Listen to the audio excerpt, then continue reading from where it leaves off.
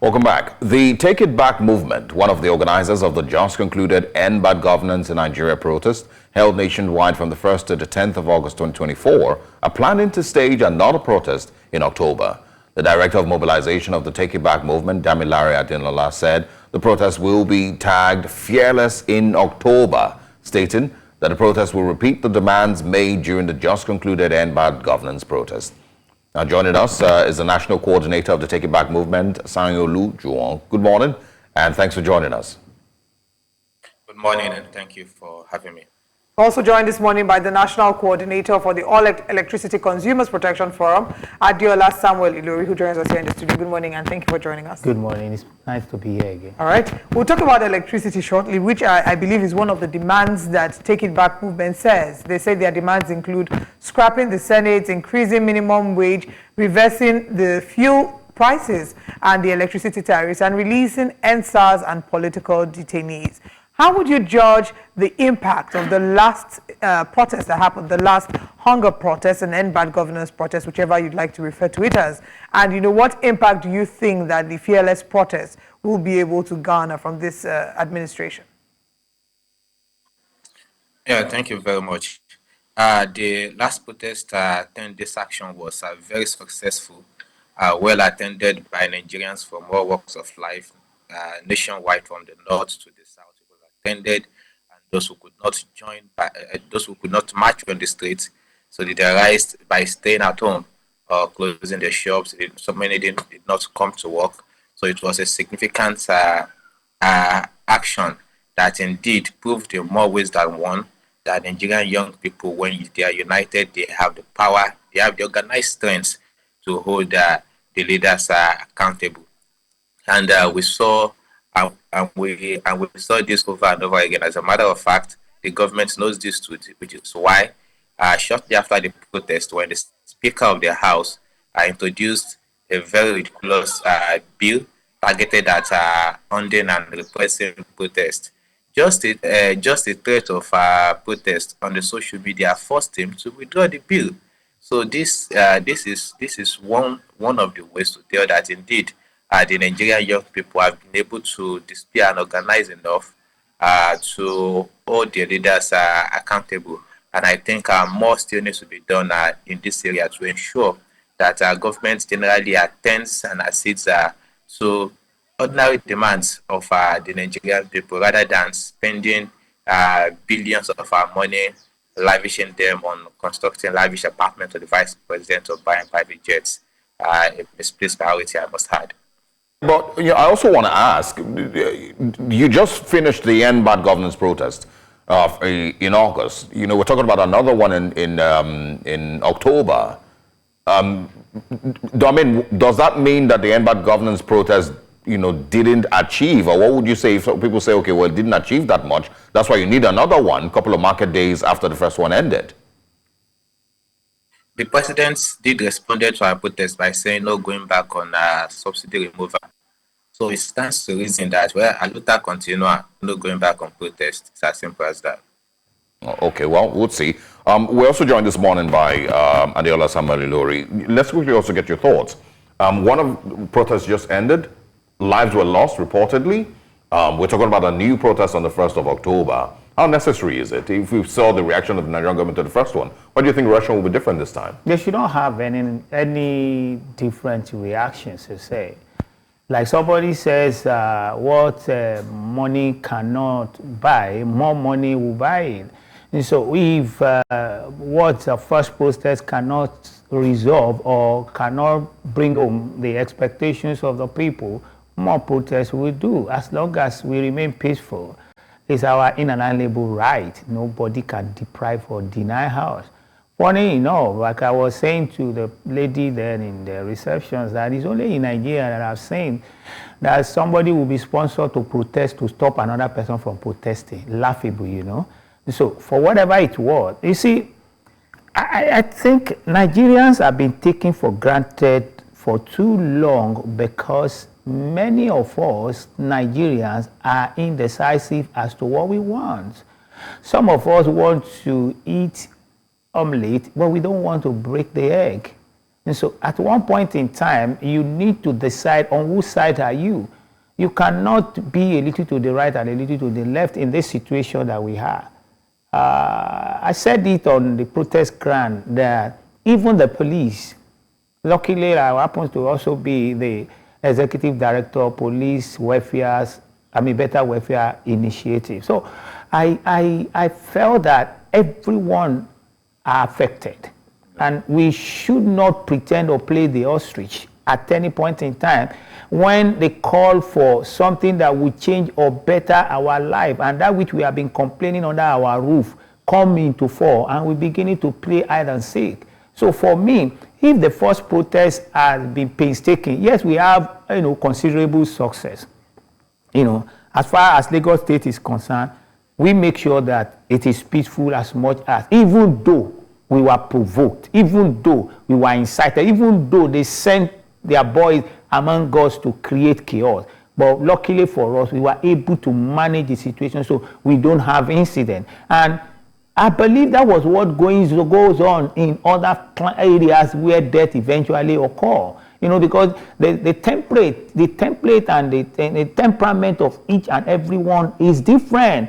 You see, in Lagos, without taking anything away from the reason why we are protesting, there is a levels of, because somebody said, what was the outcome of the protest? At least in Lagos State, the governor reversed back what may be the populist welfare that he bring in place at one point in time, like selling good foods at some prices, even though not enough, bringing back the fact that the 25% that he has first of all removed from the BRT or other government listing, returning it back.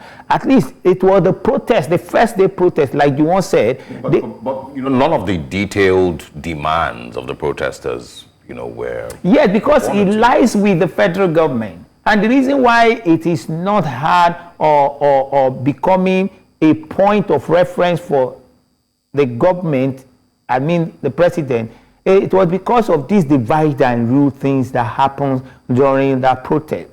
I can tell you that in Ogun State, we don't even have a splash. In Oyo State, yes, they have it, but not as we witnessed this in 2012. All right, and again, hold on. We're going to talk about, that aspect now, the leadership of the protest, which was one of the things that was brought up in the last one. Let's bring back Mr. Juwon this morning. I also want to ask you, about, there are currently reportedly some protesters that were arrested from the End Bad Governance protest that are still being held by the courts, or by the police rather. Ajero, of course, I'm sure you must have heard that the police has charged him with terrorism financing, amongst other things, treasonable felony and all of that. Does this make you worried about still going ahead to push for protest in Nigeria today?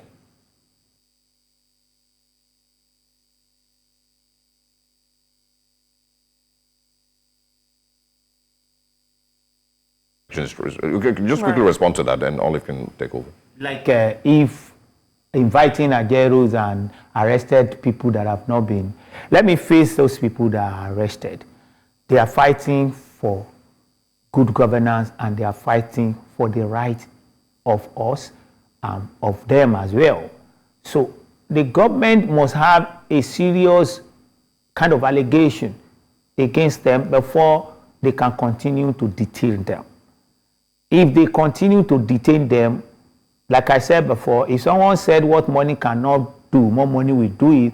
If our talking and as we are asking and agitating for their release, and if the court, quote and unquote, become compromised or complicit in line with what is not supposed to be, and then we will have to push ourselves out again.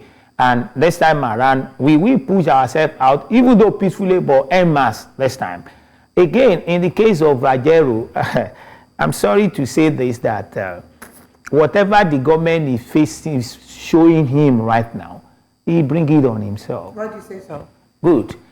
When the issues of poverty and hunger begins, we had expected that the labor movement led by Ajero will be painstaking and be proactive. Many times I was part of in labor partners, so to say. All Electricity Consumer Protection Forum have been partnering with labor since 2016. And what we expected was like immediate reaction.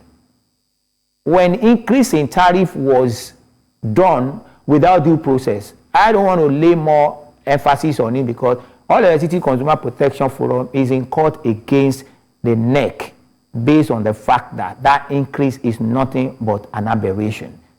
The due process is listed in law, and we are in court with them at the Federal High Court, Ibadan. And the next adjourned date is September 25. So I would not want to dwell on it. Yeah, but you feel like the NLC abandoned Nigerian many ways. Look at, let's take it for example, even the minimum wage.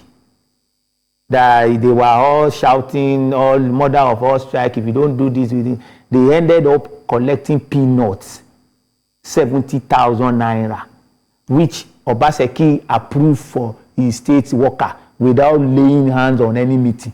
Yeah, but I mean, all those students. And then one of the reasons he gave at that point in time was the fact that, okay, the president said if they want 250, he will give it to them. But he has to, stop paying subsidy. I thought we stopped paying subsidy since May 20. There's several angles to that. We have other guests joining us. That's Sanyaolu Juwon. Juwon, talk to us about your thoughts regarding the fear that the government may have instilled in protesters. There have been conversations about protest financiers. There are people who have stood. The government has said that the moment they touch foot in Nigeria, they'll be arrested for sponsoring protests. Does that in any way faze you? What is the problem of the president about people who are sponsoring protests? When sponsoring protests become a crime, the president himself, at least before he became president, was renowned for sponsoring and organizing several protests in this country. So if sponsoring protests was an offense, it should be forced a line of conviction. Thus, as we are in a part of our laws, says sponsoring protests is a crime. So, yeah, that's my response.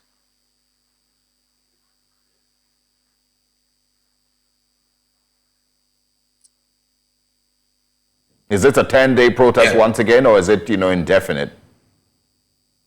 Well, how long the protest will take is largely dependent on how the president responds to the issues.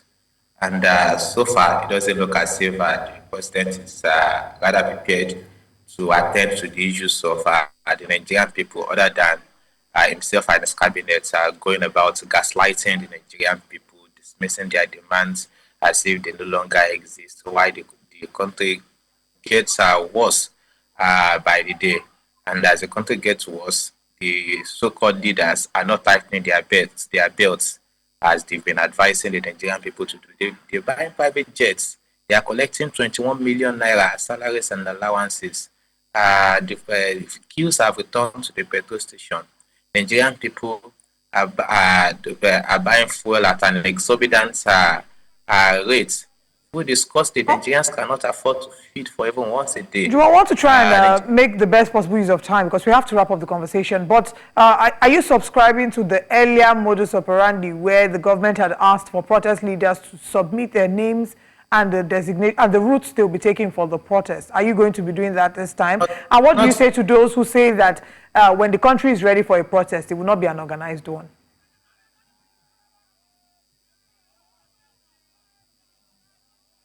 All right. Seems we may have. Let's have Mr. Ilori answer that question. Those who say that when the protest that the country will feel the impact would not be an organized one. Well, sometimes protest or revolution start without being organized. Events, incidents, sport people up. For the people that are ready. I'm sorry Nigerians are not ready. I'm so sorry to have punctuated on that. We are not ready. I give you an examples of such incident, like to back up whoever said that at one point in time. In Senegal, just 1 naira then, I think about 2, 3, 4 years ago, was increased on bread, and that sparks up. Only one person in Tunisia poured petrol on himself, and that sparked up Arab Spring. 20 Nigerians can put petrol on themselves. They will say, all Nigeria will write there is RIP. May the Lord console the farmer. We wouldn't want, No, I'm just giving the kind of example to let you know that we are not ready. I pray that we are ready, because we have been pushed to this war. Like the issue of electricity increment that we have been witnessing, not even this one alone. It has not been any justifiable reason for that. It's my feed, legally and otherwise. I knew every details of what's happening in the power sector. Right. And I can easily tell you for free that, let us even take it from the generation. How much are we generating? We are groping between 3,500 and 4,900 for a 200 million Nigerian. We don't have proper metering. Unfortunately, Mr. Samuel-Ilori, I think electricity conversation is not a conversation we can exhaust today. We would love to have you back again. My pleasure. So we can discuss what is going on and the cry that Nigerians are having, especially those in banditry. But thank you very much. We've had the National Coordinator Electricity Consumers Protection Forum, Adenola Samuel-Ilori, here in the studio with us. Thank you, sir. I would also be joined by Take It Back Movement National Coordinator Sanyaolu Juwon. Thank you so much, gentlemen, for being a part of the conversation. We look forward to having you again. And we'll be back again same time tomorrow. Thank you very much for joining us. I am Olive Emodi. And I am Osaogi Ogbon. See you tomorrow.